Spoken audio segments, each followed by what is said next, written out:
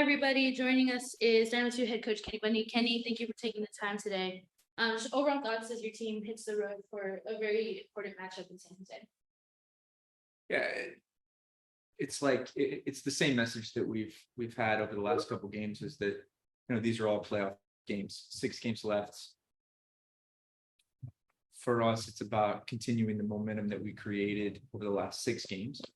I think in hindsight, throughout the season, when you have ups and downs, it kind of teaches the group and the staff what type of team you have, and the response without any points has been excellent. So it's about keeping that momentum. We'll go ahead and go to George. Go ahead.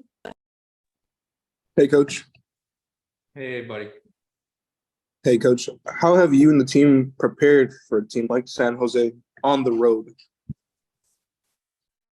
Well, I think first and foremost, I think that game time, it's going to be somewhere around 75 degrees. So there's a little bit of excitement for the guys, for the weather. And obviously we played San Jose quite a bit over the last 2 years. So it's going to be a difficult battle.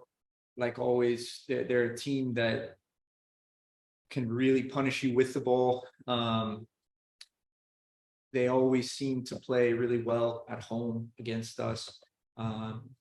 It's a game that, even if you go back to as far as last year, they were able to equalize in the last 30 seconds and then take the second point in the shootout. So it's going to be a game that really comes down to the finer details. And obviously for everybody, if you're looking at the table, this is a massive game for both groups. So we just need to go into the game with a clear understanding of what to expect, clear understanding of what we need to do, and then allowing the players the freedom to execute. So just talking to the guys and going through the scout, there's not a lot of things that they haven't seen against San Jose.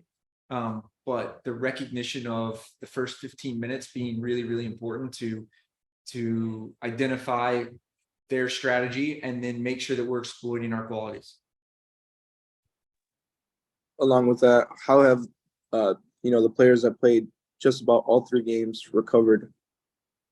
Yeah, really well. The priority from a staff standpoint, from a club standpoint, was maximizing the recovery throughout the week, because what can end up happening with a week like that is you don't essentially see how fatigued they are until maybe a week after. And it just starts to build. And what you don't want to do is you don't want to build into these last 6 games constantly taking away or diminishing the energy level of the guys. So recovery started when we knew this week was coming up, probably 2 weeks before.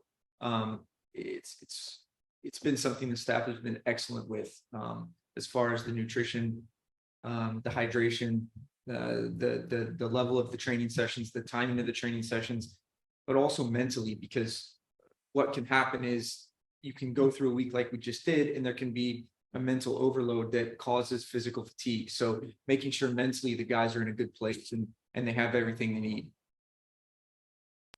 And then one last one. How big of a mentor is Talon to the center back core that you have? You've got Tate. You could throw Omar in there. You could throw Iffy in there. How big of a mentor is he? Yeah, the intangibles is always what we talk about with Talon. Not only is he an excellent player, but intangibly he brings a leadership and a calmness. I think this year it's interesting because he is a mentor, but I think the thing that he does is he pushes the younger players to understand what it means to be a professional.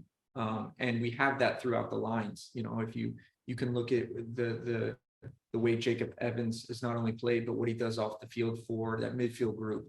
Papa and Isaiah Reed playing in that front line, and those guys, they are guiding a lot of the younger guys. But more than anything, the team culture is what's important. Knowing that there are certain guys that lead by being vocal, there are certain guys that lead by their performances. Diego Gonzalez, he's not a loud guy, but what he does is he leads by what he puts out on the field.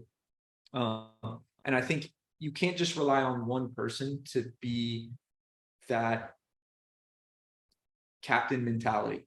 Talon wears the armband, and there's not a person on the field that doesn't disagree that that's what needs to happen. But it can't just be solo on Talon to go out and lead the group. So this group has really evolved into making sure that there's a core leadership group. Thank you, Coach. Thank you. Joe, go ahead. Hey, Coach. Hey, buddy. So San Jose, they have the second worst home form in the league. How do you take advantage of that when we're so good on the road as well? Yeah, those are always weird things to think about, right? Because, you know, why is that? And the art of being a coach is figuring out why things happen. Because anybody can look and say, okay, this has happened. It's trying to figure out why things are happening.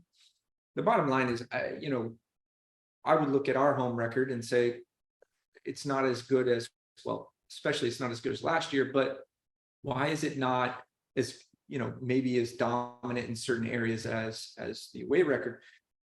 We need to score first. We need to keep clean sheets. We need to try to get multiple goals, and we need to turn games into us with the ball, putting them under pressure, as opposed to where it's a shootout, where it's 3-3, 4-4, where, you know, goals are coming thick and fast. The key with everything is making sure that we start that first 15 minutes and manage the chaos.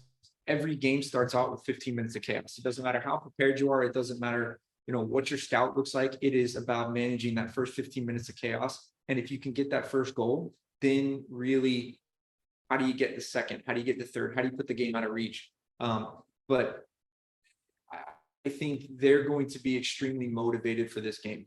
Every time we play San Jose, we have a great relationship with their staff. It's always going to be a battle. So for us, home or away, it's about managing that first 15 minutes. And in the first half, can we dictate the way the game is going to go?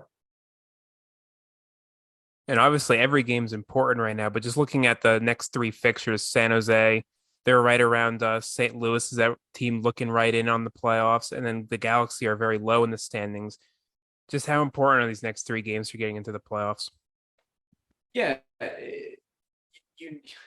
you never know what game is going to be important. I take a glimpse of last year, and at 49 points, we're tied for first, and we end up third, getting into the playoffs.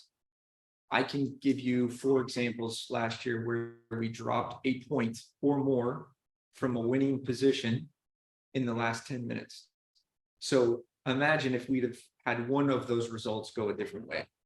You know, now we're hosting a playoff game. We've won the Western Conference, you know, and things may have played out differently. The biggest goal for us is every game's a playoff game, and we just take it one step at a time. And it's the way we've treated the last 6 games, which I think has really helped the guys to focus on what they can control. And a big message to this group all the time is control the controllables. You can't control what they're going to do. You can't control what the referee is going to do. You can't control the weather. You can't control the field conditions. What you can control and what we can control as a team is what we go and put on the field. So you take that stance into every single game individually. I think you give the players the best opportunity to perform. But I think from a staff standpoint, from a media standpoint, from a club standpoint, you look at that line and you go, okay, how many points do we really need to get into this playoffs? Because once we get into the playoffs, that's where the fun begins. And that's where, no matter how much work you've done, knockout games, that's a different beast. So, you know, for us, it's making sure that the players are focused on the task at hand each time and not looking either at the past or to the future. And then any updates on Brooklyn Reigns going through concussion protocol? Yeah, you know, he's progressed really well. So it's good. It's good for Brooklyn. You know, we'll have more information on that as we lead into this game, but he's done really well. It's an unfortunate injury, and obviously an injury that every club takes very seriously, because that's why all of these protocols are put in place. But he's done really well through it, and we expect him to be back very soon. Thank you so much, Kenny. Good luck. All right, thank you. Thank you. Wrap with that. Thank you, Coach.